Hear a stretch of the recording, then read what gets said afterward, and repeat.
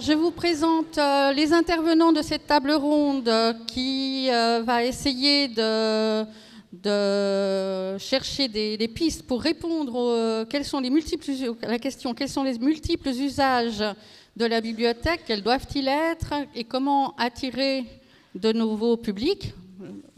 Le comment ne fait pas partie de la question, parce que peut-être que le pourquoi pourrait aussi faire partie de la question.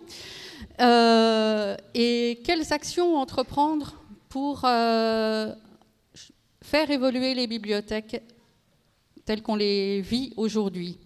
Alors, les intervenants, nous aurons à nouveau Massimo Sardi, mais nous le gardons pour le moment des questions, parce qu'il a déjà eu plus de temps de parole que ne vont avoir les trois autres messieurs de cette table. J'ai bien dit les trois autres messieurs. Et je dois excuser les organisateurs du peu de présence féminine à la table ronde et parmi les intervenants. Ils m'ont-ils garanti, tout essayé, mais malheureusement, les dames qu'ils auraient aimé avoir n'étaient pas disponibles pour aujourd'hui. Alors, j'espère que dans le public, vous les rattraperez un petit peu. Mesdames, allez-y, au moment des questions. Ça a bien commencé tout à l'heure, c'était très bien. Alors, donc Massimo Sardi, voilà. Michel Gorin à ma gauche, qui est maître d'enseignement HES, spécialiste au département information documentaire à la Haute École de gestion de Genève. Et ensuite, à ma droite, Laurent Bourrier. Pourquoi vous appelez Bourrier? Madame Bourrier était une très bonne professeure de sciences naturelles pour moi. Je l'aimais beaucoup, ne vous en faites pas. Voilà. Laurent Bouvier à Jam, cabinet d'études Ourouk à Paris. Donc c'est comme Monsieur Sardi, quelqu'un qui a un regard extérieur sur le monde des bibliothèques, très fouillé et très poussé. Et ensuite, Monsieur Jean-Claude Albertin, qui est membre du comité directeur de l'Association suisse des bibliothèques et centre de documentation, qui a le joli nom de BIS, Repetita. Voilà. Donc, je propose peut-être à Michel Gorin de commencer à nous faire une petite présentation. Je lui demanderai d'essayer de ne pas dépasser une petite dizaine de minutes. Ça va? Voilà. Voilà. Alors, à vous.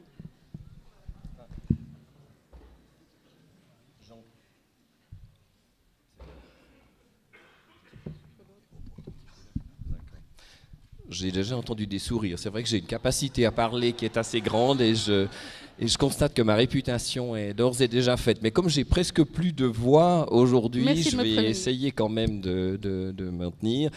Je suis prof, donc je joue au prof, bien entendu. On nous a demandé une petite introduction. J'ai fait un petit PowerPoint avec quelques éléments d'introduction. Vous voyez que je l'ai appelé pérenniser nos bibliothèques, parce que je crois qu'en fonction de la thématique de cette journée, chercher de nouveaux publics, garder les publics existants, c'est rien d'autre que pérenniser nos différentes bibliothèques, d'où le titre que j'ai donné à ces quelques mots.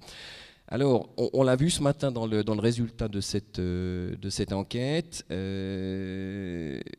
tout va bien dans les bibliothèques de la ville de Genève, mais si tout va bien aujourd'hui, ça ne veut pas dire qu'on peut se reposer et ça ne veut pas dire que tout ira tout aussi bien demain. Donc, il y a un certain nombre de choses qui doivent être réfléchies, repensées. C'est ce que j'appelle personnellement une réinterprétation. Pour moi, réinterprétation, ça signifie très clairement qu'on ne va pas on va pas tirer le trait sur ce qui a été fait. On va conserver ce qui a été fait, mais on va essayer d'imaginer d'autres moyens d'aller vers de nouveaux publics en particulier. Alors, toutes ces mutations en cours, c'est pas moi qui vais vous apprendre lesquelles sont-elles. J'en ai cité trois ici. Ce sont quand même des mutations, c'est aussi des portes ouvertes, mais ce sont des mutations qui sont une vraie réalité pour nos bibliothèques et les enjeux sont là derrière. Quand on dit infobésité, moi il m'arrive d'interroger mon entourage. C'est une réalité chez le grand public. Les gens ne savent plus comment s'en sortir pour trouver de l'information et ils ne savent surtout pas si l'information qu'ils trouvent est fiable. Donc un rôle pour nos bibliothèques est évidemment très important.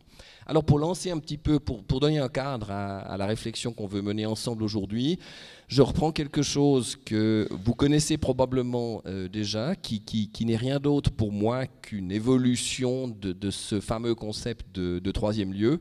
Ce sont les 4 espaces au sens de 4 collègues de l'École royale de bibliothéconomie du Danemark. Si je reprends ça, c'est que ça me semble bien faire le fond du contexte dans lequel cette évolution doit se faire aujourd'hui pour nos bibliothèques. Et je pense qu'on a un fondement ici qui va nous permettre de développer ces nouvelles actions, de développer ces actions auprès de nouveaux publics. Alors, le premier espace, eh bien, c'est celui où on apprend. Ça, je crois que c'est un rôle extrêmement important de nos bibliothèques. On le joue déjà, hein. Toutes nos bibliothèques ont déjà, M. Van Antgarden en a parlé tout à l'heure, toutes nos bibliothèques ont déjà un rôle de formation à quelque niveau que ce soit. On a une vraie valeur ajoutée, je crois, apportée ici, en particulier en fonction de nos domaines clés, hein, qui sont la recherche de l'information, la vérification de la qualité de l'information. De nouveau, j'ouvre des portes ouvertes, mais cet élément de formation me paraît très, très important. Deuxième axe, c'est tout ce qui est le participatif. Je crois que nos publics, même s'ils ne le manifestent pas forcément, puisqu'on a vu que l'enquête tente à démontrer que le public est satisfait de ce qu'on lui propose aujourd'hui. Je crois qu'il faut faire très très attention aussi, je fais une petite parenthèse là personnelle, il faut faire attention à ces enquêtes quand on demande, même en suggérant des réponses, quand on demande au public ce qu'il aimerait bien avoir, très souvent le public ne sait simplement pas que répondre, n'a pas l'imagination nécessaire pour savoir quels pourraient être ses buts. Donc un endroit où on va faire participer les gens, ça c'est tout le concept de médiation culturelle qui est déjà bien en place dans vos bibliothèques, mais qui, je pense, peut être encore largement valorisé et développé. L'endroit où l'on séjourne, alors ça c'est vraiment les séjourneurs dont on a parlé tout à l'heure dans cette enquête. Et les séjourneurs, alors là c'est peut-être, quelqu'un m'a demandé tout à l'heure si j'allais lancer une bombe. Alors je ne sais pas si je vais lancer une bombe, c'est quand même pas ma prétention, mais j'ai dit que j'allais peut-être dire des choses qui ne feront pas forcément plaisir à tout le monde, j'en suis parfaitement conscient, mais laisser de la place aux gens, laisser de la place aux séjourneurs, ben ça signifie qu'il faut diminuer l'emprise de nos collections pour faire de la place pour les gens. Et ça, je crois que c'est un enjeu. Alors on pourra en discuter tout à l'heure, ça ne doit pas être fait n'importe comment, à n'importe quel prix, mais je pense qu'il y a un élément important là derrière. Et puis le quatrième espace, eh bien, c'est ce que nos collègues de l'Europe du Nord, nos collègues canadiens en particulier sur le continent nord-américain, ont beaucoup développé ces dernières années. Ce sont les Fab Labs.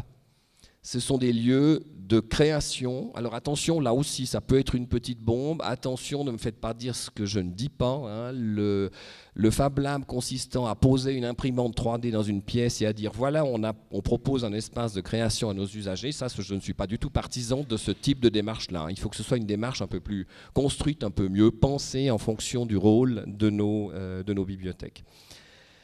Alors, je forme, ou en tout cas j'essaye de former nos collègues de demain, donc je ne peux pas m'empêcher de terminer par dire dans ces quelques mots d'introduction que le personnel, c'est la richesse de nos institutions. Là de nouveau, j'ouvre une porte, j'enfonce une porte ouverte, mais les compétences, ça s'acquiert à un moment donné, et puis ensuite ça se travaille, ça se complète. Donc, on est dans une phase de développement d'un certain nombre de compétences. Vous tous, vous toutes, vous devez acquérir aujourd'hui de nouvelles compétences ou développer des compétences que vous avez déjà acquises de manière à être à même justement d'aller vers ces nouveaux publics, d'élargir ces publics et de proposer de nouvelles formes de médiation, par exemple, de nouveaux services dans vos bibliothèques. Alors, je vous ai fait une liste ici de ces compétences. Je finirai avec ça.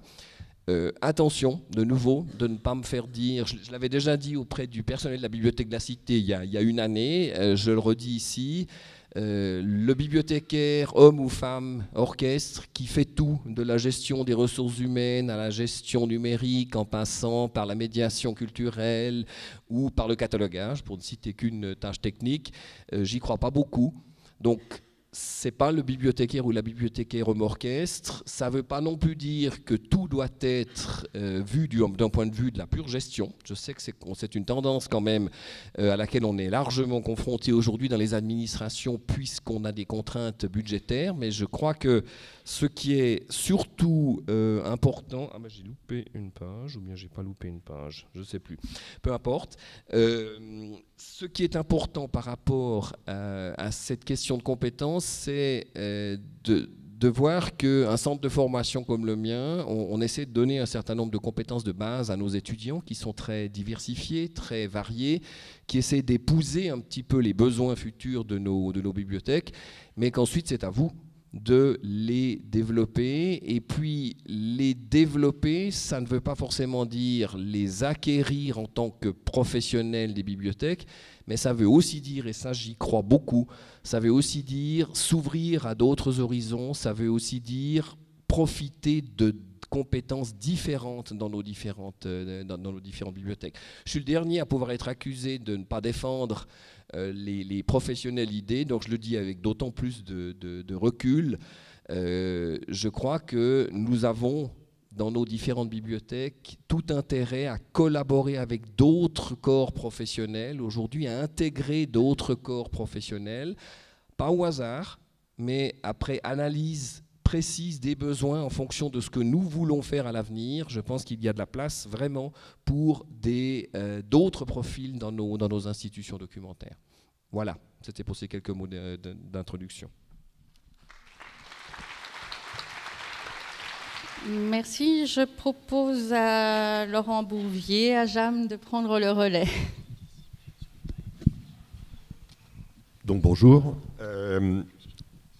Nous avons, enfin en France, la question des heures d'ouverture, de l'aménagement des heures d'ouverture des bibliothèques et des médiathèques, puisqu'on emploie souvent le terme de médiathèque également, est une question récurrente, mais qui est montée en intensité, disons, depuis 5 bonnes années, avec un rapport qui est d'ailleurs disponible sur Internet, qui est le rapport Haro, d'un inspecteur général des bibliothèques, qui a fait un état, à un moment donné, de la situation des quelques 7000 bibliothèques, je ne parle pas des points lecture, 7000 bibliothèques et médiathèques présentes sur le territoire français, et qui notait, entre autres choses, que la moyenne d'heures d'ouverture par semaine en période scolaire était de 14h30 sur tout le territoire. Donc sur 7000, vous doutez bien que sur 7000 bibliothèques et médiathèques, on a une très grande disparité de situation qui peut expliquer ça. Si on cherche à faire la médiane, on atteint péniblement 18 heures. Alors, il y avait ce constat, on a des équipements, ces équipements publics sont là, sont présents et finalement sont peu ouverts au public. Bon. Au-delà de ça, la question récurrente qui revient aussi, c'est attirer de nouveaux publics.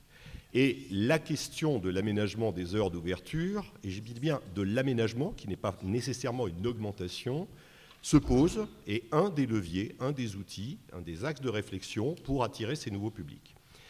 Nous avons, dans le cadre de ces différentes réflexions menées notamment souvent par le ministère de la Culture, nous avons été amenés à faire 2 études en 2015 et en 2016. L'une était commanditée par la Bibliothèque publique d'information du Centre Pompidou, qui est tête de réseau des bibliothèques de lecture publique en France, et le ministère de la Culture, le service du livre et de la lecture. Cette étude portait sur essentiellement les bibliothèques et les médiathèques ouvrant 30 heures et plus par semaine, de façon à tirer des enseignements et qui représentent, soit dit en passant, moins de 500 établissements en France, sur donc les 7000 dont je parlais tout à l'heure. et auprès desquels il s'agissait de tirer un certain nombre d'enseignements, de méthodes, de comment s'étaient-ils pris pour élargir leurs heures d'ouverture, et surtout les bénéfices qu'ils en avaient repérés, voire les inconvénients aussi d'organisation. Il en a été question tout à l'heure sur le temps disponible pour conseiller notamment les usagers. Il y a eu donc cette première étude, et une deuxième étude a été réalisée à la demande de la métropole de Lille, donc l'agglomération de Lille, donc qui regroupe toute une série de collectivités.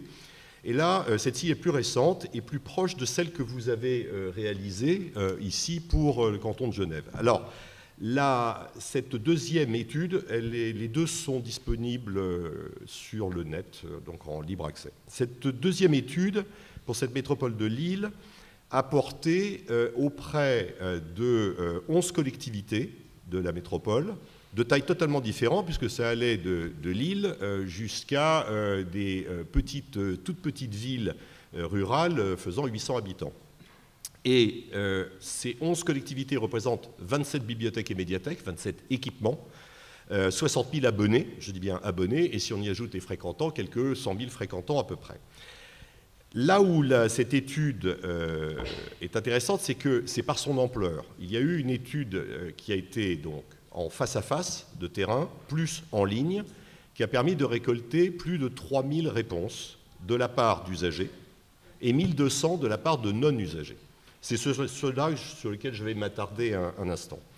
Donc, nous avons eu en plus des ateliers, des entretiens qualitatifs, des groupes des focus group que l'on a réalisés, y compris avec des usagers, des non-usagers et les agents des bibliothèques et des médiathèques.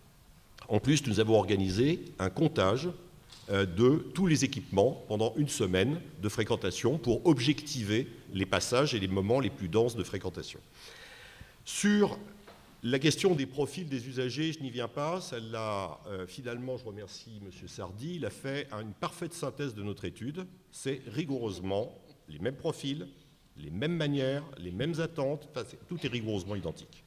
C'est même d'ailleurs, c'est pas surprenant quand on y réfléchit en termes sociologiques, dire que la France est finalement une grande province de la Suisse, mais si on prend total, donc finalement c'est assez proche, mais non, c'était troublant de regarder, c'est-à-dire qu'au fur et à mesure où je vous entendais parler, j'étais obligé de changer toutes mes notes parce que je me dis, bon, si je vais redire la même chose, ça sert à rien. Sur les non-usagers, c'est assez identique. Maintenant, je voudrais m'attarder sur un point, sur ces non-usagers, parce que nous avons fouillé très précisément dans cette étude, à la demande de notre commanditaire, les raisons, les profils de ces non-usagers, d'une part, et les raisons pour lesquelles ils ne fréquentaient pas. Alors, si je reprends, quand on prend les profils, tout simple, moins de femmes qu'il n'y en a proportionnellement chez les usagers. Les femmes sont des plus grandes lectrices, c'est avéré, beaucoup plus grandes lectrices, d'une part, et deuxièmement, accompagnent plus particulièrement les enfants mineurs dans les bibliothèques. On a noté une surreprésentation de personnes dans ces non-usagers n'ayant pas d'enfants mineurs dans leur foyer. Et cette surreprésentation était très nette. Et quand je dis très nette, c'est surreprésentation par rapport aux usagers, mais par rapport aux moyennes françaises et moyennes constatées de la métropole de Lille. Pour ceux qui ont des enfants mineurs, il y avait une très forte surreprésentation d'enfants non inscrits dans les bibliothèques, alors que pour les usagers, tous leurs enfants étaient inscrits dans la bibliothèque. Donc probablement des freins socioculturels. On a une surreprésentation des classes traditionnelles, employés, ouvriers, et fortement sans activité professionnelle dans ces non-usagers. Mais également, quand on commence à regarder d'un peu plus près, eh bien, il y avait une très forte représentation des catégories socio-professionnelles dites plus, CSP+, qui sont fortement actives.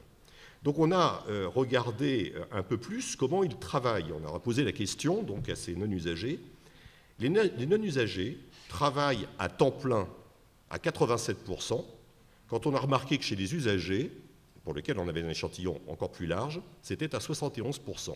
Pourquoi? Surreprésentation féminine, 4/5e, beaucoup plus de représentation des 4/5e, dont notamment le mercredi, qui n'est pas travaillé par beaucoup de femmes, pour pouvoir précisément s'occuper des enfants. Donc, nous avons, de ce point de vue-là, des gens qui déclarent avoir moins de temps disponible. Alors, si on regarde un peu plus, c'est qu'on leur a demandé, bon, très bien, mais pourquoi vous ne fréquentez pas? Alors, il ne faut jamais s'en tenir, c'est pour ça que tout à l'heure, il y a eu une remarque sur le dimanche, dont on reparlera peut-être dans la table ronde, avec laquelle je suis moyennement d'accord. Ce n'est pas parce que les gens disent qu'ils ne viendront pas le dimanche qu'ils ne viendront pas le dimanche. Non. Mais on en reparlera. Bref.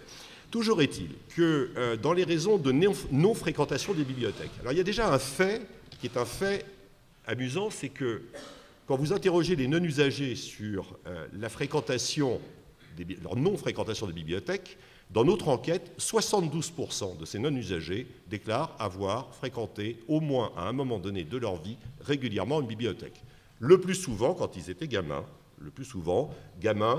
ou adolescents ou jeunes adultes, éventuellement, il y a 10, 15, 20 ans, quand vous n'aviez pas le numérique, donc les offres numériques que nous avons actuellement. Bien. Sinon, lorsqu'on leur demandait, on leur avait proposé une batterie comme ça de questions, des raisons. La raison numéro 1 évoquée des non-usagers, je n'ai pas le temps. Bien. Alors, c'est pas faux, puisqu'on voit 87% travaillent à temps plein. Donc, ils disent, leur vie est passablement occupée. Je n'ai pas le temps. La deuxième argument, je préfère acheter livres, musique, films, enfin bref, tout ce que je peux trouver dans une bibliothèque, médiathèque, je préfère acheter plutôt que d'aller emprunter.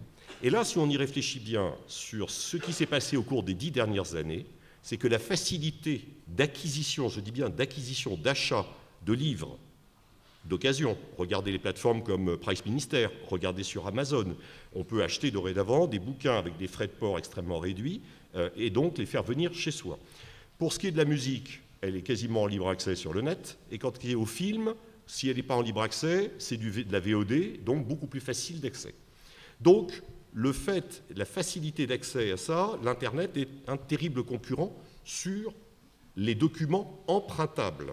Ce qui va amener après à une autre question qui est la fréquentation, non pas pour de l'emprunt, mais de la fréquentation avec des usages sur place dans les bibliothèques.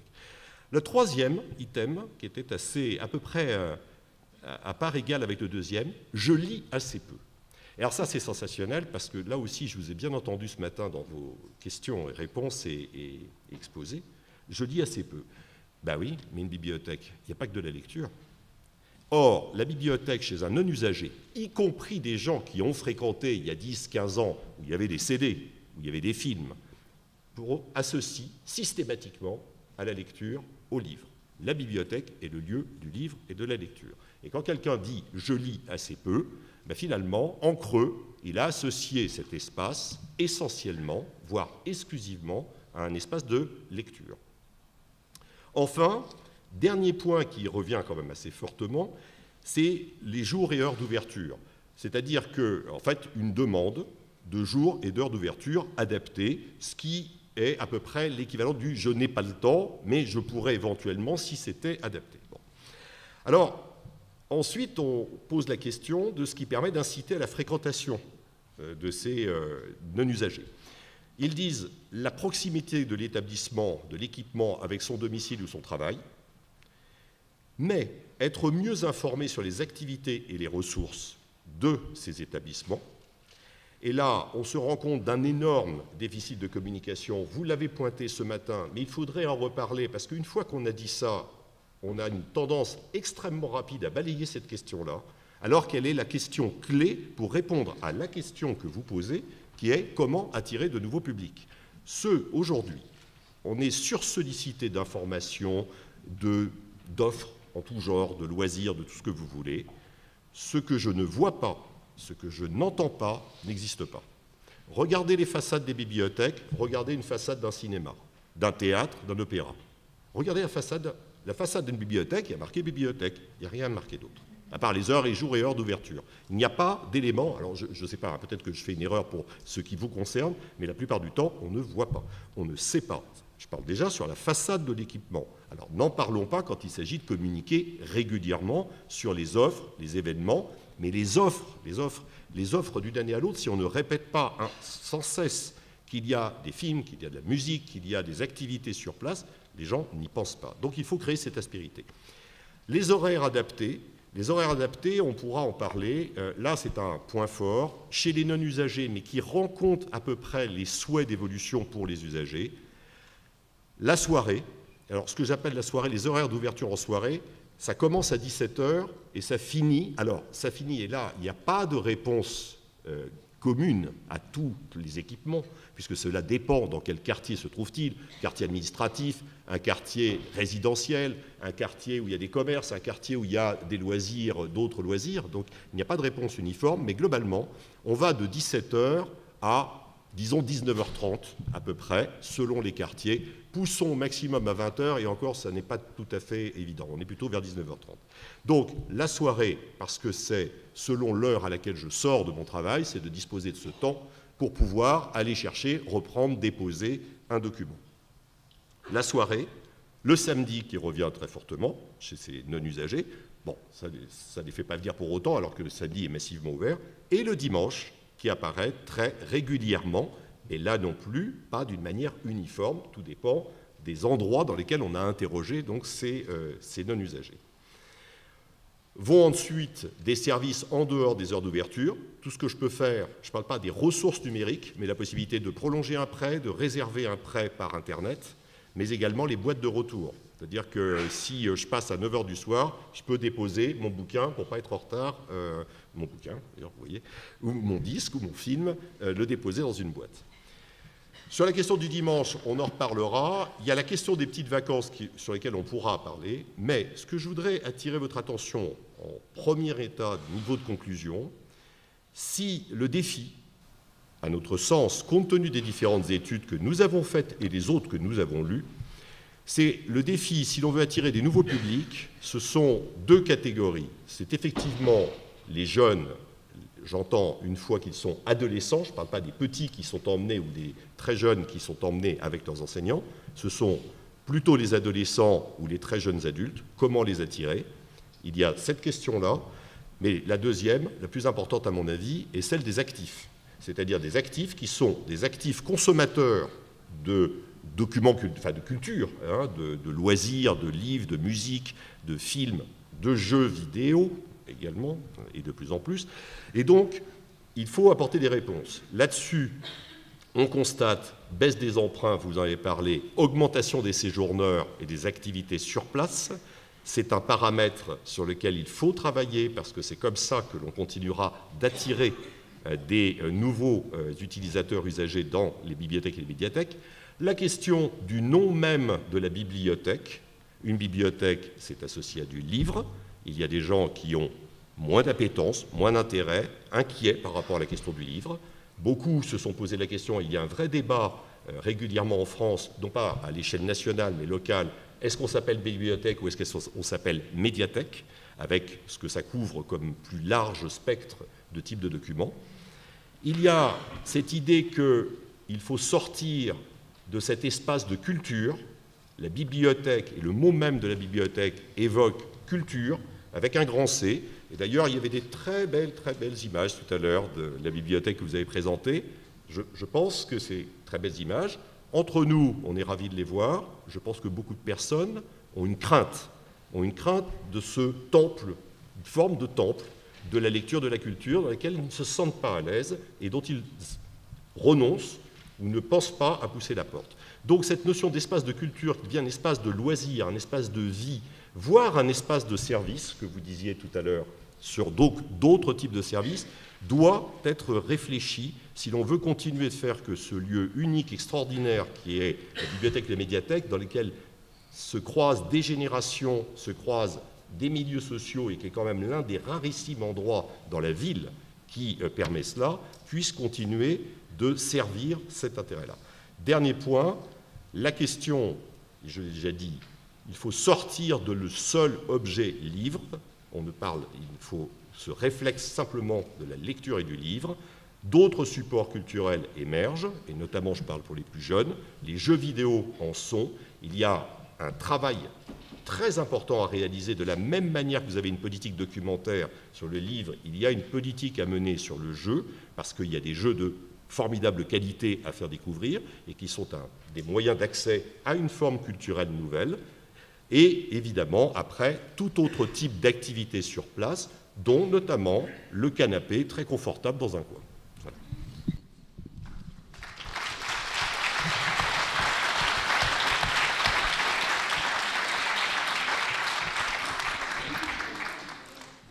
Jean-Claude Albertin pour une dernière petite présentation avant qu'on ouvre les discussions.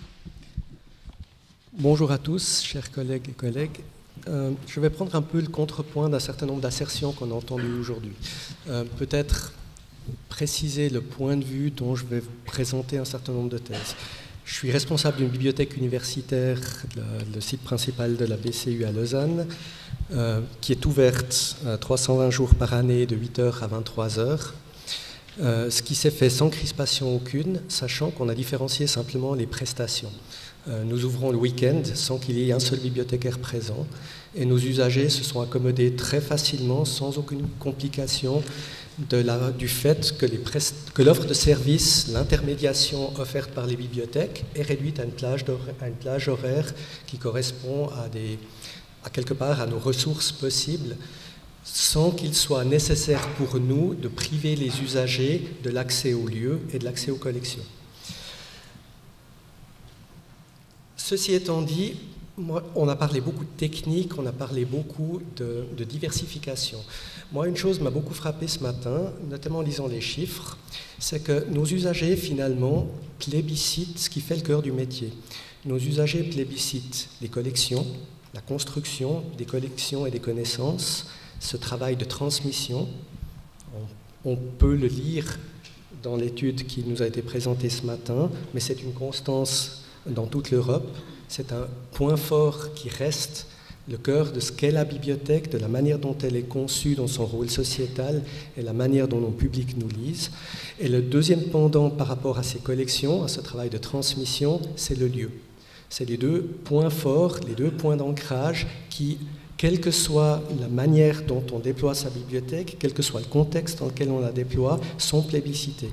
Moi, j'ai été frappé ce matin par le message implicite très fort du besoin de diversification, qui est quelque part le thème de la journée, et le retour que nous donnent les usagers sur les animations culturelles, les médiations, etc. Si on regarde les chiffres, concrètement, on a plébiscite pour les collections, les services, le renseignement, l'accompagnement, et quelque part, je suis désolé du terme, mais on a un rejet pour la médiation culturelle en tant que telle. Manifestement, nos usagers ne souhaitent pas que nous devenions des acteurs culturels qui concurrencent toute une série d'autres institutions et ne souhaitent pas qu'on transforme nos bibliothèques en la zone d'accueil du centre commercial dans laquelle toutes les semaines on a une activité différente.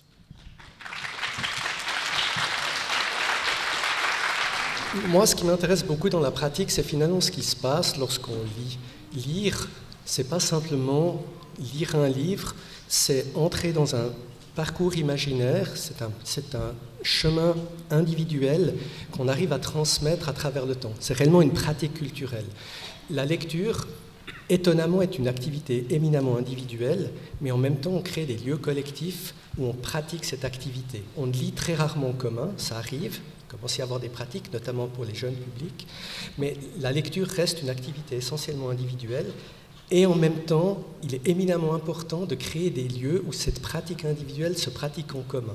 Et pour moi, ça m'amène à me poser un certain nombre de questions. Il y a un certain nombre de choses qui sont dans l'air du temps, je vais en mentionner quelques-unes, mais il y a aussi des choses qui sont réellement intemporelles. Il y a des choses qui sont caractéristiques de la bibliothèque en tant que telle, en tant que lieu de passation des savoirs, et qui me semble important de garder à l'esprit, parce que quel que soit le positionnement de la bibliothèque qu'on a à faire, quel que soit le type de bibliothèque qu'on défend, il me semble qu'il y a un certain nombre de notions intemporelles qui restent valables depuis le bibliobus, où j'ai eu mes premiers contacts avec la lecture, un libre accès extrêmement réduit, aucune place de travail, mais une intermédiation et un accueil et un accompagnement, jusqu'à la bibliothèque universitaire, où finalement on sert les besoins d'un chercheur qui sait mieux que nous ce qu'il cherche dans cette bibliothèque. Pour moi, ce qui est dans l'air du temps, et dont je ne sais pas très bien si ça va être durable ou pas, il y a toutes les considérations qui sont très marketing, troisième lieu, bibliothèque 4.0, petit appel en passant, celui qui trouve le concept avec le 5 est bienvenu. on trouve la médiation culturelle, scientifique, etc., qui correspond à un vrai besoin, mais qui est un besoin complémentaire et dont on peut se poser la question si c'est vraiment le rôle des bibliothèques de jouer ce rôle-là. Pour nous, en bibliothèque scientifique, le rôle de médiation scientifique est une évidence, mais on voit réellement le déploiement de l'activité de médiation se faire en partenariat avec la communauté scientifique et les bibliothécaires qui l'accompagnent. Mais ils ne s'approprient pas cette médiation parce que finalement, ce n'est pas leur rôle. Leur rôle, la mission de vulgarisation scientifique est celle des institutions scientifiques et ce n'est pas celle de la bibliothèque proprement dite. Une tendance aussi, c'est celle de l'immédiateté, voire de la facilité de l'accès aux connaissances, Google, l'Internet en général. En soi, si le coût transactionnel pour accéder à une information est plus faible, c'est une bonne chose, pour autant que ça ne s'accompagne pas de la facilité et du quelque part de cette notion très courante, cette culture de médiocrité, ça ira déjà. On trouve quelque chose et on se contente de ce qu'on trouve. Pour moi, il est important que cette facilité d'accès à l'information soit accompagnée d'un développement des compétences critiques de la part des lecteurs, pour savoir si ce qu'ils trouvent correspond réellement à leurs besoins ou si c'est un aperçu ou même une information insatisfaisante qu'il convient de compléter par d'autres sources. Pour moi, pour que la bibliothèque ait ce rôle de construction construite des connaissances, joue pleinement son rôle, il est indispensable de pouvoir faire face à un public instruit et informé des différents modes de diffusion de l'information et des biais que ça peut provoquer. Pour moi, là, le travail que font les bibliothèques dans ce travail de formation à la culture informationnelle, qui se fait en collaboration avec les écoles, et là, il y a un rôle vraiment essentiel, permet à terme de laisser aux bibliothèques la possibilité de déployer ce travail qui est quelque part un travail de passion. Transmettre des connaissances, c'est faire des choix, c'est aussi définir très clairement ce qu'on ne veut pas. Je suis sûr que si on lançait le thème Millennium dans la salle, on aurait des réponses très partagées, très contrastées sur la possibilité, le souhait d'intégrer ce type de contenus qui sont très demandés par les publics, mais qu'on ne souhaite pas forcément mettre en avant, autant que la librairie, parce qu'on n'a pas de chiffre à faire, mais que quelque part, on peut utiliser ce genre de point d'entrée pour accompagner des lecteurs vers des projets, vers des pistes de lecture, vers des mondes, vers des imaginaires qui sont ceux qu'on essaye, nous, de transmettre et de construire. Pour moi, la bibliothèque, c'est à la fois de la technicité, c'est des espaces, des pratiques, c'est des outils, mais c'est aussi une passion. Et quelque part, on ne doit pas être trop humble par rapport à cette volonté qu'on a de défendre un certain modèle culturel. Une bibliothèque, dans nos politiques de collection, c'est aussi dire ce qu'on ne fait pas. Quelque part, si des usagers souhaitent trouver un certain nombre de choses, les bibliothèques peuvent dire qu'elles ne proposent pas ça. J'espère qu'on n'aura pas demain une bibliothèque pornographique. Ça peut être un sujet d'étude en tant que tel, en tant que bibliothèque et prestation, ce n'est pas forcément un modèle culturel qu'on souhaite développer. Pour moi, le fait de dire ce qu'on ne fait pas est réellement très important, mais ça peut signifier aussi que pour certains publics, pour certains usages, il y a des choses qu'on ne souhaite pas intégrer. Le jeu vidéo qui a été mentionné tout à l'heure est tout à fait fascinant. Ça a été longtemps un rejet en bibliothèque. Aujourd'hui, l'industrie du jeu vidéo génère et crée des imaginaires qui sont aussi puissants et aussi partagés que la littérature ou le cinéma. On est forcé de le constater.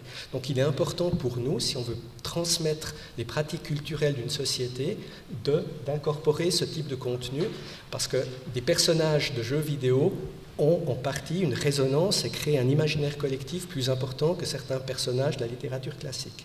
Pour moi, c'est vraiment cette transmission qui est au centre des choses. Et pour venir sur ce qui est pour moi intemporel, c'est un certain nombre de choses qui finalement sont très liées aux pratiques individuelles. La première chose, on parle toujours du lieu. Si je réfléchis au lieu partant de ma pratique, pour moi, le besoin de s'approprier un lieu est quelque part d'élargir sa propre géométrie ou géographie personnelle. On a tous un lieu quelque part un lieu privé, on a un certain nombre de lieux collectifs dans lesquels on a des interactions.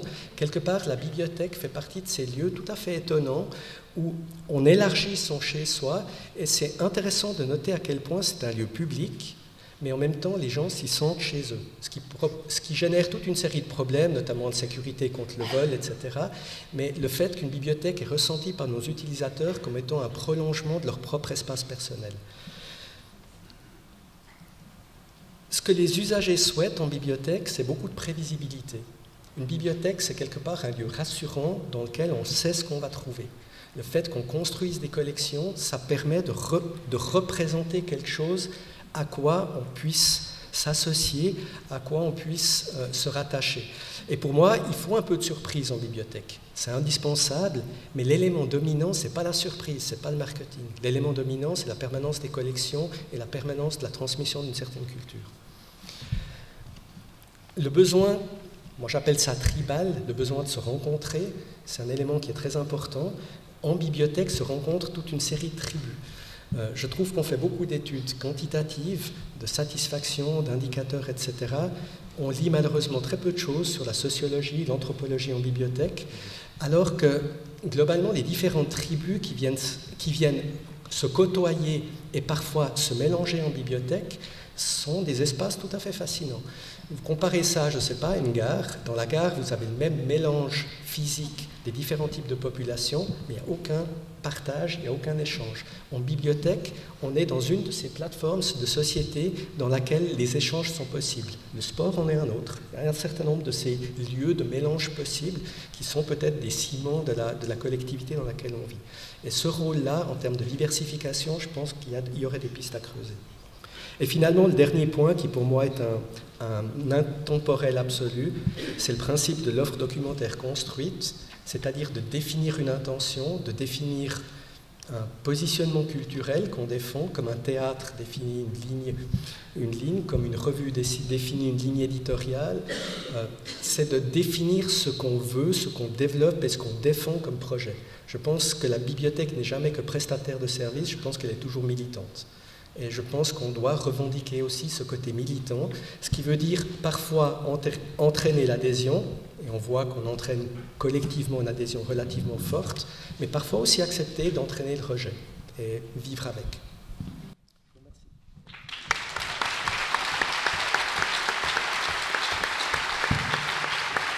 Je crois que Massimo Sardi aimerait réagir à une ou deux choses qu'il a entendues dans ses interventions. Juste quelques remarques par rapport à ce que j'ai entendu, puisqu'on a aussi reparlé ou recité quelques résultats de l'étude. D'abord, je pense que par rapport aux usagers, il n'y a pas un rejet de la médiation culturelle, des expositions, des activités. Je crois que ça n'a jamais été explicité en ces termes par les usagers. Ce n'est pas un rejet, c'est clairement une non-utilisation qui résulte aussi d'une très forte non-connaissance. D'accord ? Donc ce n'est pas un rejet, c'est peu utilisé parce que aussi ces usagers en ont une faible connaissance. Ça, c'est un premier point. Il peut y avoir un rejet, mais disons les usagers n'ont pas été interrogés là-dessus. Deuxièmement, concernant les non-usagers, la remarque aussi, c'est d'avoir constaté que c'était de faibles lecteurs. Et je crois que c'est ça aussi, il ne faut pas croire qu'on va arriver à les attirer s'ils lisent très peu. Et se pose après la question, est-ce qu'on les attire par d'autres choses, justement par la diversification, par d'autres prestations, des prestations qui ne sont pas le cœur de cible, le cœur du métier de la bibliothèque. Je pense que c'est clair que si on élargit la structure d'opportunités, on aura plus de visiteurs. Il y aura plus de voleurs quand il y a plus de choses à voler, il y aura plus de visiteurs quand on élargit les horaires ou quand on élargit l'offre. Simplement, après, il faudra distinguer, et là j'en reviens un petit peu, je pars un petit peu en roue libre, c'est-à-dire est-ce que la bibliothèque doit devenir un centre culturel ? Dans quelle mesure on aura affaire à un cannibalisme entre les prestations qui sont offertes par les divers prestataires culturels. Donc ça, c'est tout un débat qui devra se faire. Les séjourneurs seront-ils des picoreurs, c'est-à-dire dans quelle mesure un séjourneur, justement, c'est quelqu'un qui ne va pas venir en termes de fidélisation, en termes d'intensité, donc à quel point on veut concentrer aussi nos activités sur eux. Il y a aussi des choses très intéressantes qui ont été dites. C'est clair que si on élargit les horaires, on élargit les prestations, on va manquer de ressources sur la base de prestations de base qui aujourd'hui font la grande satisfaction des usagers. Et puis enfin, dernier point aussi par rapport à ce que dit M. Gorin, je crois qu'il y a aussi un contrat à définir, c'est-à-dire que les personnes qui vont venir dans la bibliothèque, dans ce lieu, j'ai aussi trouvé intéressant la remarque de M. Bouvier à Jams sur le fait que la bibliothèque, on ne la voit pas de l'extérieur, on ne voit pas ce bâtiment, on ne voit pas ce qu'il nous offre. Peut-être aussi toute une réflexion sur le contrat, c'est-à-dire peut-être, comme dit aussi M. Gorin, dire ce qu'on veut faire et ce qu'on ne veut pas faire, que l'usager soit clair par rapport à cela et qu'il voit l'établissement, le lieu, de manière claire et qu'il sache ce qu'il y aura dedans quand il y entrera pour y trouver sa satisfaction personnelle. Voilà, c'était quelques remarques et puis ça permettra aussi d'ouvrir la discussion. Merci.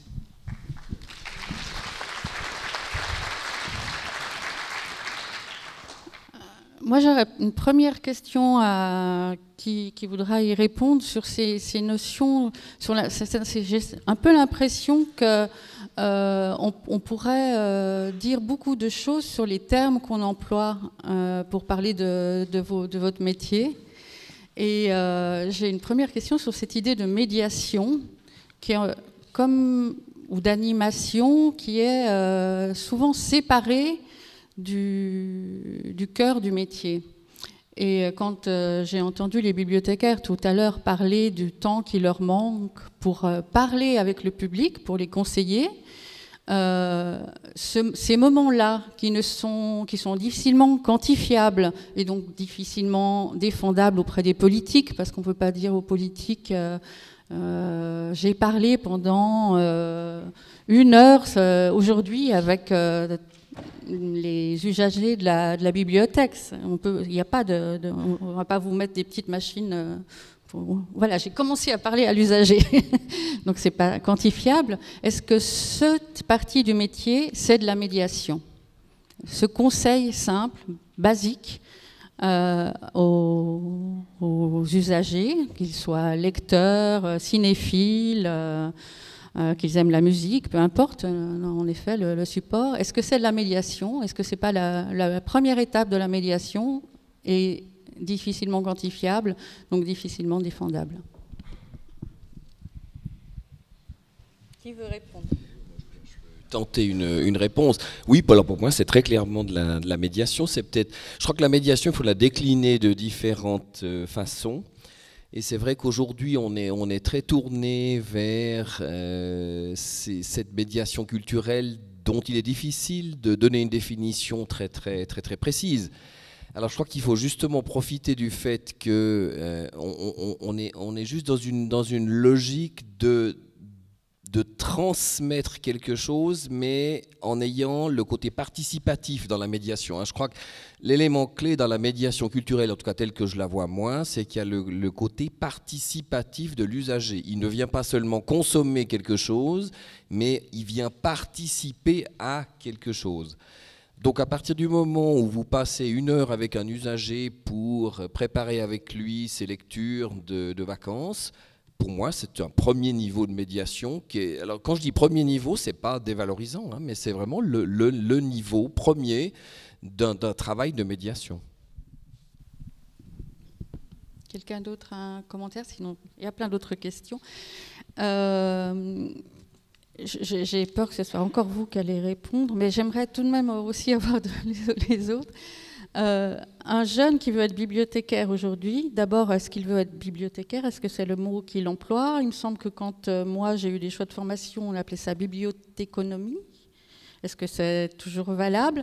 Et comment vous lui présentez le métier? Quand vous allez, j'imagine, peut-être dans les lycées, les collèges, présenter votre métier, quelle est sa définition aujourd'hui de ce métier? Puisqu'il est censé évoluer. Le jeune qui veut être bibliothécaire aujourd'hui, il sera avec le public dans 10 ans.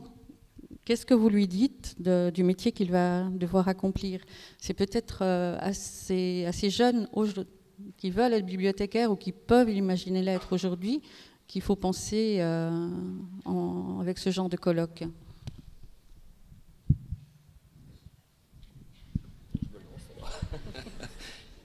C'est une grande question que vous posez là. Alors, il y a déjà une première chose que l'on fait chez nous depuis quelques années maintenant, c'est que les séances d'information auprès des jeunes, nous envoyons nos assistants les faire, pour que la différence d'âge soit un peu moins importante qu'avec des dinosaures comme moi. Et ça, je pense que c'est très symbolique, mais ça fait déjà la différence.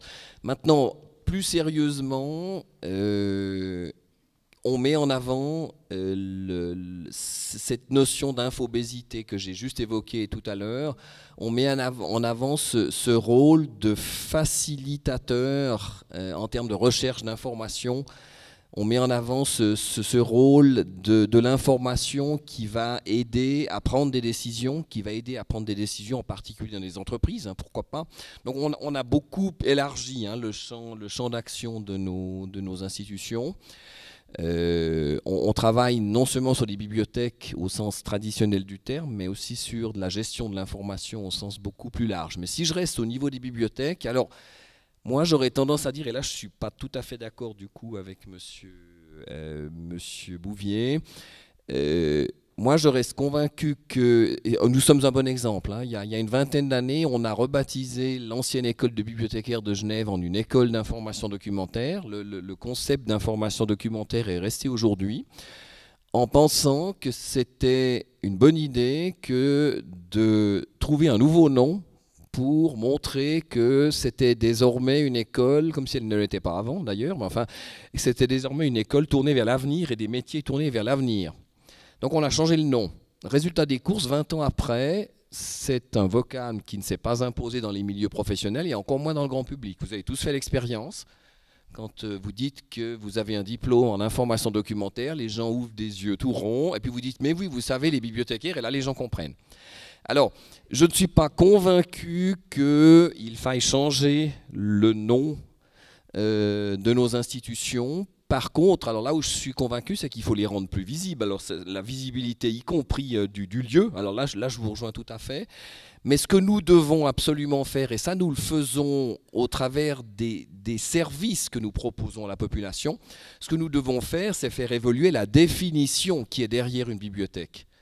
Et là, je vous rejoins de nouveau. Aujourd'hui, une bibliothèque, c'est très rattaché au livre encore dans l'esprit des gens. Alors, je serais bien le dernier à dire que le livre n'a pas sa place en bibliothèque. Bien sûr que non. Mais à côté du livre, il y a la place pour d'autres supports d'information. Et je crois que c'est là-dessus qu'on doit travailler pour faire évoluer la bibliothèque et attirer des publics plus jeunes qui, effectivement, qu'on le veuille ou non, il y a aujourd'hui des jeunes, malgré tous les efforts qui sont faits à tous les niveaux, y compris au niveau de l'instruction publique, il y a des jeunes qui n'aiment pas lire. Alors, on peut titiller leur curiosité, on peut leur faire découvrir, on peut les aider à les motiver, mais il va toujours subsister une partie de nos publics qui a envie de faire autre chose, qui a envie de consommer un autre type d'information. Et ça, c'est le rôle de nos bibliothèques. Quelqu'un d'autre sur cette question? Non?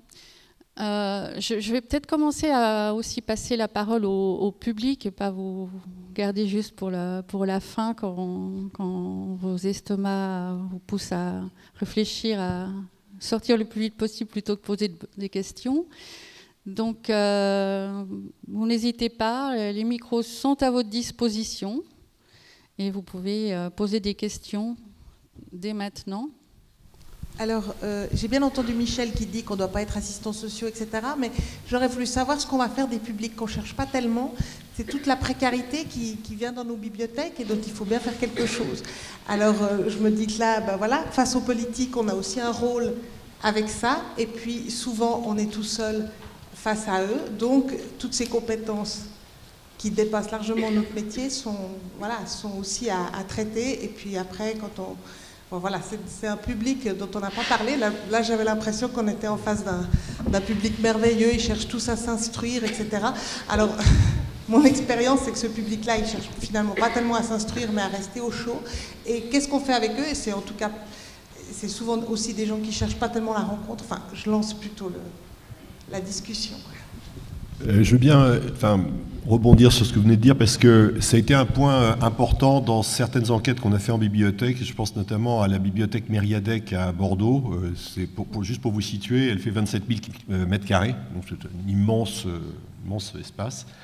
qui couvre donc tous les champs de la culture, fait beaucoup d'animations, etc. Et étant près d'une dalle, donc dans laquelle il y a les administrations, mais aussi un certain nombre d'habitations à loyer très modéré, donc il y a cette question de la précarité. Elle se présente de deux manières, cette précarité. Il y a d'une part des gens qui sont en grande difficulté sociale, mais qui sont engagés dans des processus de recherche d'emploi, établissement de CV, questionnement sur des aides aussi sociales. Et il y a une réflexion qui a été engagée notamment à Mériadec, mais ce n'est pas exclusif, et qui revient dans un certain nombre de bibliothèques, aussi de la métropole de Lille, où vous avez des très forts écarts de population entre Roubaix et certaines parties et l'Homme, par exemple, où se pose la question de créer des espaces, pour employer le terme anglais, des corners, ou des espaces, ou des moments où des professionnels de l'emploi, par exemple, enfin de domaine, alors Pôle emploi chez nous, mais peu importe, de services sociaux peuvent venir pour fournir des informations, voire aider à faire une recherche, par exemple par Internet, d'une tel ou tel type d'information, pas forcément une recherche d'emploi d'ailleurs, mais ça peut être une recherche d'aide, d'informations dont ils peuvent avoir besoin dans ce cadre de précarité, en fait, et qui sont problèmes. Il faut bien comprendre qu'on a affaire là à une population peu équipée chez elle, et quand bien même un des gamins a un ordinateur connecté à Internet, ça ne veut pas dire que je sache comment faire pour chercher. Alors, effectivement, vous êtes tous des professionnels de l'information, au-delà de votre métier de bibliothécaire, et donc vous savez ce que c'est que chercher. Maintenant, c'est pas forcément, vous n'êtes pas du tout forcément formé pour aider à chercher, comment trouver telle ou telle aide sociale, aide au logement ou que sais-je. Donc, il y a cette réflexion qui consiste à mêler d'autres professionnels et faire que dans la bibliothèque, précisément parce qu'elle est exposée, puisqu'elle est exposée à tous les vents sociaux, tous les vents générationnels, mais tous les vents sociaux, d'apporter une réponse. Après, dans la précarité, il y a une deuxième question, et qui est une vraie question, et à Mériadec, j'aime autant vous dire qu'elle se posait là, c'est « il fait chaud ici ». Eh oui, il fait chaud ici. Et ça, c'est une vraie question sociale, c'est une vraie question de société, elle est extrêmement compliquée à gérer, ils savent mal la gérer. Là-dedans, il y a, alors évidemment, on évite que la personne, je veux dire, c'est dans le cas le plus caricatural, rentre avec un litron de rouge dans la bibliothèque, en expliquant qu'il c'est pas un espace pour boire, enfin du coca aussi d'ailleurs. Mais donc là, c'est une grande difficulté sociale, et ça, c'est une difficulté qui est à aborder au niveau de la ville. Ça renvoie à une responsabilité politique. Quels sont les lieux d'accueil des gens dans des très grandes difficultés sociales? Mais pour la première partie, je pense que on le constate, si vous connaissez ce qui s'est développé beaucoup en Angleterre, à Londres, j'oublie systématiquement leur nom, mais ce sont donc à la fois des bibliothèques, médiathèques, ID Store, merci, voilà, à chaque fois j'oublie.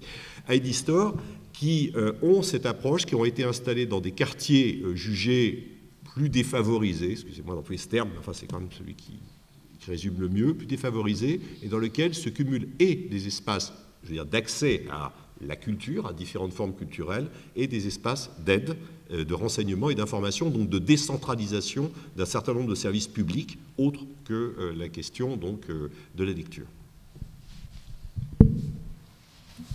Je veux bien rebondir sur ce sujet qui me semble réellement important, parce que c'est intéressant de voir ce positionnement des bibliothèques qui sont non seulement qui ont une mission propre, mais qui sont aussi le bras armé quelque part de la collectivité pour déployer toute une série de politiques. En Suisse, on a les politiques d'intégration qui nous sont bien connues, on a ces politiques sociales.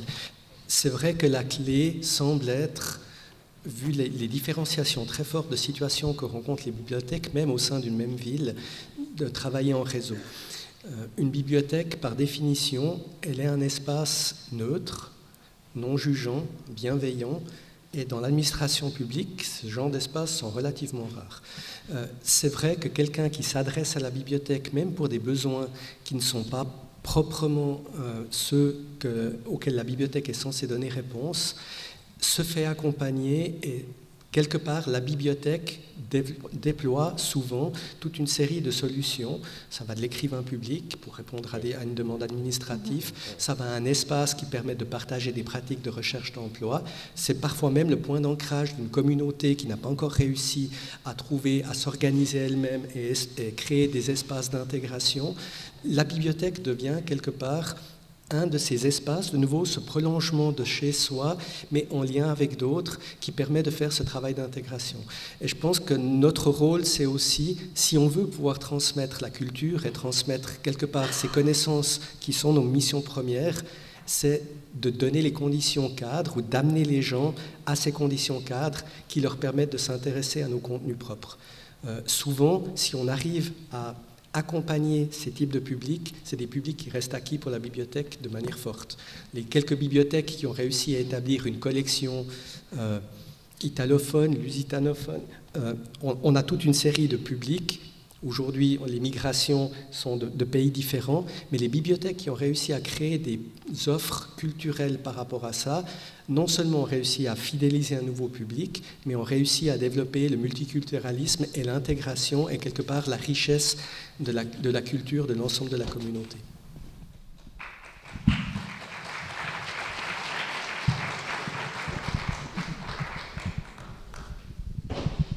Une autre question dans la salle ? Là. Oui, bonjour. Voilà, en fait, par rapport au colloque de l'année dernière, en fait, la question de l'usager était celui de demain, l'usager de demain. Et là, aujourd'hui, on s'en préoccupe plus, en fait, d'un usager, enfin, d'un non-usager. Il me semble un petit peu, c'est qu'au fond, pour refouler une question qui est beaucoup plus difficile, on essaye de, un petit peu, voilà, trouver des petites réponses du quotidien, de maintenant, d'aujourd'hui, des réponses, je dirais, un peu faciles. On rappelle, enfin, il faudrait se rappeler la constitution du savoir dès le départ, elle s'est faite sur vraiment le savoir, la pensée. Il y a eu, c'est le livre qui l'a un peu porté, l'a rendu sous cette forme. Mais demain, on sera confronté, enfin, sur nos modes de pensée qui sont en train de changer, nos modes de savoir qui sont en train de changer. Quel est le rôle des bibliothèques? Elle continuera à être la garante de ce savoir, elle continuera même à le saisir, c'est-à-dire à le aussi pouvoir, quelque part, voilà, le transmettre. Voilà. C'est juste pour savoir, est-ce que ce non-usager devrait prendre autant d'importance par rapport aux futurs usagers, en fait, qu'on aura peut-être le perdra. Voilà. Quelqu'un veut réagir? Je trouve que c'est une question intéressante. C'est vrai que je ne peux pas parler de l'ensemble des pratiques de transmission de connaissances, je peux parler de ma pratique qui est celle de la pratique universitaire. Pour nous, c'est vrai que la question se pose, les changements de pratique universitaire, de pratique de recherche qui vont en direction d'une pratique beaucoup plus fortement collaborative, participative, entre spécialistes, mais aussi entre spécialistes et la cité, avec des pratiques qui vont davantage vers ce qu'on appelle la data science, mais une manière différente de partager. On ne partage pas seulement le résultat, mais aussi la démarche. On partage par exemple même des hypothèses. Ça conduit à se poser la question de la manière dont on va répercuter ça en bibliothèque. La bibliothèque aujourd'hui transmet quelque part les savoirs acquis. Elle transmet très peu les méthodologies, les interrogations, elle accompagne très peu la création du savoir. Et la question qui se pose vraiment pour nous en bibliothèque, c'est quel type d'espace on doit créer pour rendre possible l'ancrage de ce type de pratique en bibliothèque. Alors une des réponses très évidentes, c'est de définir des salles de travail de groupe, parce que ça permet ces rencontres et ça permet quelque part de créer des espaces de bruit contenus au sein d'un espace de silence. Mais globalement, ce qui va se passer dans ces espaces, on n'en sait absolument rien. Et je crois qu'il faut avoir l'humilité parfois d'identifier qu'on est en manque par rapport à un certain nombre de prestations ou de propositions et qu'il faut simplement rendre possible, créer des espaces et laisser les usagers s'approprier un certain nombre d'espaces, développer des pratiques. Il faut avoir parfois l'humilité de les observer et d'adapter quelque part nos espaces, nos prestations par rapport à ces besoins nouveaux qui émergent. Je pense qu'il est très difficile pour nous d'anticiper ce que nos publics n'imaginent même pas encore comme étant un besoin. Mais je pense effectivement que c'est une question de fond. En tout cas, moi, je ne suis pas en capacité d'imaginer ce que sera la recherche dans 20 ans, de pouvoir définir de manière définitive à quoi l'infrastructure doit répondre. Et c'est une question très concrète puisqu'on est en train de planifier une extension. Donc un des éléments vraiment de base, c'est la modularité, c'est la possibilité de recombiner ces espaces, de recombiner les affectations de ces espaces pour répondre à des besoins qui sont en train de naître, qui sont en train d'évoluer.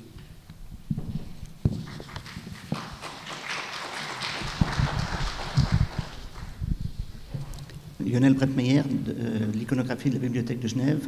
J'aimerais intervenir sur 2 points. Le premier, c'est dire quand même qu'on a une histoire récente. Ça fait 30 ans que je travaille dans cette institution.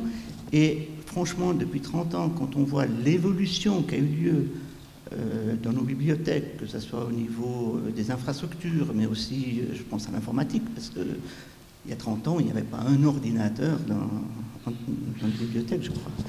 Donc, je ne me fais pas de soucis sur l'évolution de notre métier, l'évolution de nos compétences. Je crois que, connaissant le professionnalisme d'à peu près tout le monde ici, il n'y a pas de souci.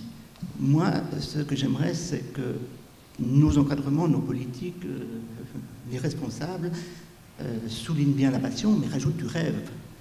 Il faudrait qu'on réussisse à se réjouir de ce qui va arriver et pas simplement suivre l'évolution. Le deuxième point que j'aimerais souligner, c'est la particularité de Genève. Parce qu'on est une ville riche, avec une offre de publication unique. Vous allez chez Payot, vous avez, on a parlé tout à l'heure, vous avez une offre en français, en anglais, en allemand, en italien, extraordinaire. Vous traversez la frontière, vous avez des bibliothèques, des librairies francophones extraordinaires. Mais vous allez aussi au marché aux puces, où 2 fois par semaine, vous avez un stock qui est complètement renouvelé. Vous allez chez Emmaüs ou d'autres centres sociaux protestants avec des livres à 50 centimes. Il ne faut pas oublier qu'ici, on lit énormément, mais des fois, on jette. Il y a un consumérisme et on l'oublie. Et j'aimerais vous entendre parler sur cette consommation du livre qui existe, mais en dehors des bibliothèques. Merci beaucoup. Oui, je pourrais peut-être compléter cette question par une question que j'ai eue dès l'introduction de la table ronde, c'était faut-il avoir plus d'usagers ou est-ce que c'est vraiment nécessaire ou est-ce qu'ils trouvent leur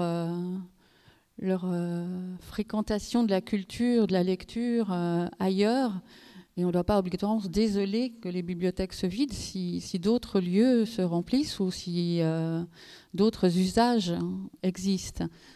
Donc, comment juger de la, pour provoquer un peu, de la nécessité de la bibliothèque aujourd'hui? Il me semble que les réponses ont été apportées. Vous avez employé ce terme que j'aime beaucoup, une bibliothèque est neutre, c'est un lieu accueillant, bienveillant. Dans une société qui se durcit de plus en plus, c'est rarissime. Il n'y a pas. En fait, il n'y a pas. Vous avez parlé de la gare tout à l'heure, mais bon, la gare n'est pas un lieu accueillant, bienveillant, même si elles sont considérablement améliorées.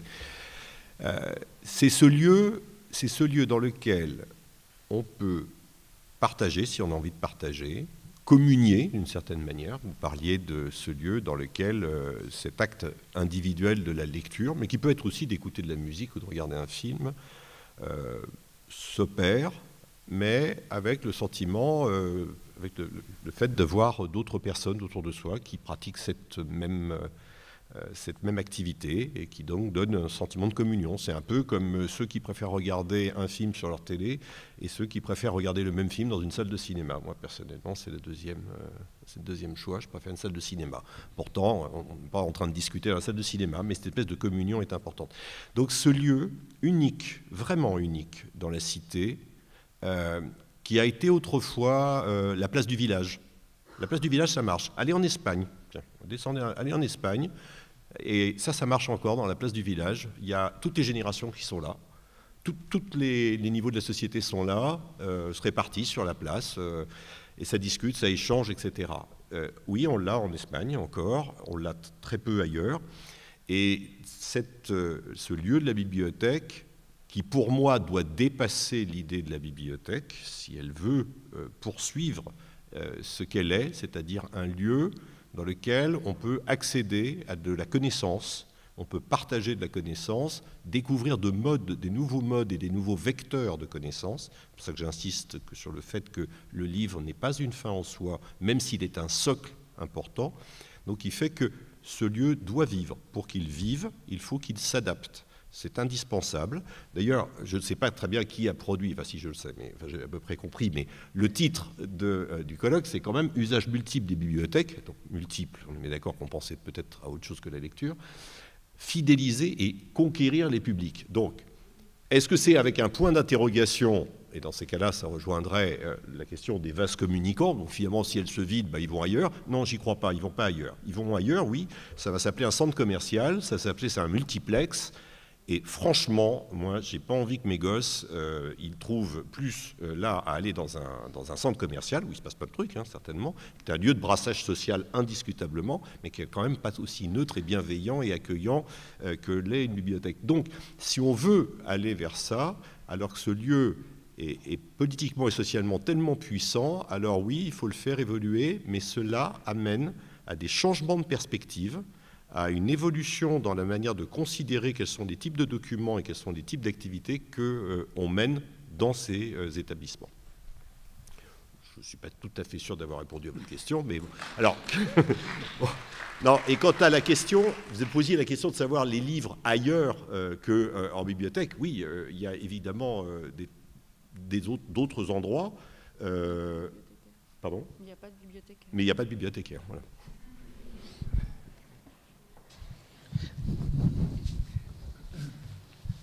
Un aspect qui me semble important dans la bibliothèque, c'est ce point d'ancrage. Il me semble que les gens qui pratiquent les bibliothèques utilisent souvent la bibliothèque comme amorce d'une nouvelle piste de lecture, d'un nouvel univers qui s'ouvre. Ce qui n'empêche pas ensuite de prolonger quelque part cette ouverture, mais qui demande justement le travail de médiation du bibliothécaire, qui demande le travail construit de représentation, de poursuivre en fait cette pratique dans d'autres contextes. Moi, je suis très heureux si un usager découvre quelque chose en bibliothèque et va poursuivre quelque part son interrogation, son chemin de découverte à travers d'autres médias, à travers d'autres institutions. Pour moi, il n'y a pas de compétition. Les bibliothèques, à mon sens, ne sont pas le dépositaire unique des savoirs. On est peut-être le ferment, l'élément qui permet de diffuser et de faire vraiment rayonner cette culture, mais on n'en est pas le seul dépositaire. On voit bien les collaborations qu'on a avec d'autres institutions culturelles qui sont extrêmement riches et qui donnent quelque part des résultats qu'on ne pourrait pas atteindre seul. Mais moi, ce que j'aimerais que la bibliothèque ou que les bibliothèques collectivement puissent rester l'endroit où, lorsqu'on s'interroge sur quelque chose, on trouve comment aborder une question. Sur ça, on est peut-être effectivement en compétition avec Wikipédia, avec Google, avec d'autres choses, mais le fait de savoir, de nouveau cette prévisibilité, le fait de savoir pour un usager que dans la bibliothèque, les choses sont construites d'une certaine manière, ça peut permettre peut-être de trouver une première réponse par rapport à une interrogation, un intérêt, même si parfois notre réponse, c'est de dire que non, nous ne nous intéressons pas à tel sujet, mais la médiation permettra de guider l'usager quand même sur une piste pour accéder à un certain nombre de connaissances. Une dernière question avant la pause. Juste peut-être que Massimo Sardi aimerait encore compléter la... Encore un petit point par rapport aux usagers, justement, puisqu'on s'interroge un peu sur l'évolution de ces usagers, de la fréquentation. Il y a aussi un point qu'on peut relever. On met l'accent sur les jeunes. Hein. C'est très bien aussi que ces jeunes deviennent un public d'usagers des bibliothèques, mais il y a aussi, peut-être, on l'a remarqué, bibliothèques municipales avec une population plus fortement âgée, de retraités qui ont du temps libre. Peut-être c'est aussi la bibliothèque qui devient un rythme de leur vie. Hein. On réintègre la bibliothèque. Donc on peut aussi se poser la question tout à coup si le rapport à la bibliothèque, c'est des choses qu'on n'a pas demandé dans l'enquête, mais le rapport à la bibliothèque évolue, c'est-à-dire on l'en fréquente pendant l'enfance, on continue à la fréquenter un peu en formation, on la quitte après, parce qu'en fait on n'a plus de temps, on travaille trop, on n'a même plus le temps de lire. Est-ce qu'on y revient après ? Donc c'est-à-dire peut-être qu'après, effectivement, on a aussi affaire à une population qui va vieillir, Peut-être que l'avenir aussi du public des bibliothèques, ce sera qu'on aura une plus forte proportion de personnes âgées qui vont réintégrer ces lieux comme un espace de vie. On parle de lien social, on parle de rencontres, on parle de partage. On revient voir des gens, hein, parce qu'aussi quand on vieillit, on s'isole. Donc ça reste un lieu symboliquement important au niveau social, et donc il ne faut pas oublier que notre population vieillit et que peut-être la population du futur sera aussi plus importante en termes d'usage. Moi, je voulais juste rebondir en fait sur un commentaire qui a été fait tout à l'heure. Je suis absolument pas d'accord qu'on compare un programme d'action dans un centre commercial avec un programme réfléchi autour d'actions culturelles. On l'a dit tout à l'heure, il y a plusieurs niveaux de médiation. Il y a de la médiation directe, il y a de la médiation documentaire, il y a des actions de médiation, des actions culturelles. Nous, aux bibliothèques municipales, on crée des programmes pour les tout-petits à partir de même moins d'1 an. On s'évertue et on met de l'énergie à mettre des livres entre les mains des enfants dès leur plus jeune âge. On propose des actions plus performatives, mais je veux dire, c'est ce public-là. On va aussi essayer de toucher les écoles d'éducateurs et éducatrices de la petite enfance. On fait ce travail-là et c'est un public qu'on touche dès le plus jeune âge qui va après évoluer et constituer un futur public. Donc je ne peux pas entendre en fait cette comparaison. Ça me choque beaucoup. Je crois que c'était une provocation et pas une équivalence. Je vous rejoins complètement. Pour moi, le message, c'est la médiation comme moyen, c'est une évidence, c'est même souvent le seul moyen possible, mais ce n'est pas une finalité en soi. Dans le sens où le but qu'on atteint, quelque part, c'est d'intégrer un certain nombre d'acteurs à ce champ de connaissances, de partage de connaissances. La médiation en tant que telle n'est peut-être pas l'outil qu'on veut développer. Je serais par exemple assez gêné qu'on commence à développer des indicateurs qui mentionnent le nombre de médiations qu'on fait. Pour moi, le résultat de la médiation se mesure dans les pratiques culturelles qui vont en découler. C'est dans ce sens-là. Alors bon, je vais essayer d'être bref, vu l'heure. En fait, c'est une question qui m'habite un peu en ce moment, et vu que vous avez parlé de ça, en fait, je me demande comment on fait, ou comment il faudrait faire pour faire cohabiter une bibliothèque et un lieu d'utopie, de militantisme, de bienveillance, avec une administration, et tout ce que ça veut dire d'une administration. Voilà.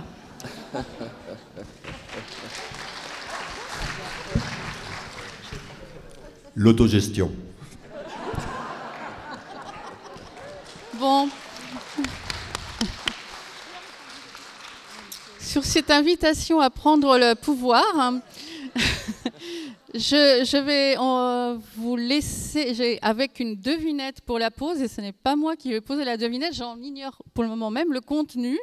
Donc je prends le risque de passer le micro à mon voisin pour une devinette, et vous pourrez chercher ensemble la solution pendant la pause. Oui, et alors non, parce que c'est quand même un très joli élément. Donc il y a un personnage mondialement connu qui a habité en Suisse, qui a habité à Genève, il y a fort longtemps, et c'est un homme, et il avait fait un certain nombre de recommandations. Alors je vais légèrement caviarder la citation, mais je vous donnerai la réponse après le déjeuner. Donc comme ça, tous ceux qui n'avaient pas envie de revenir cet après-midi n'auront pas la réponse. Et donc,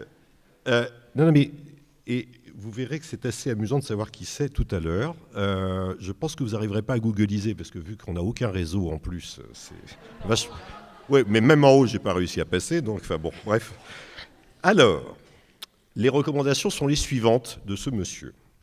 La bibliothèque publique doit procéder immédiatement à l'échange de livres avec toutes les bibliothèques publiques de la ville, je ne la cite pas, et des provinces, aussi bien qu'avec les bibliothèques étrangères. Deuxièmement, l'envoi de livres d'une bibliothèque à une autre doit être gratuit au terme d'une loi. 3.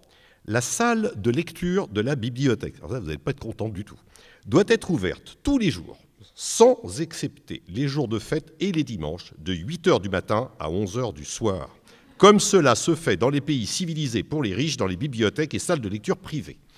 Voilà, qui est-ce? Réponse tout à l'heure.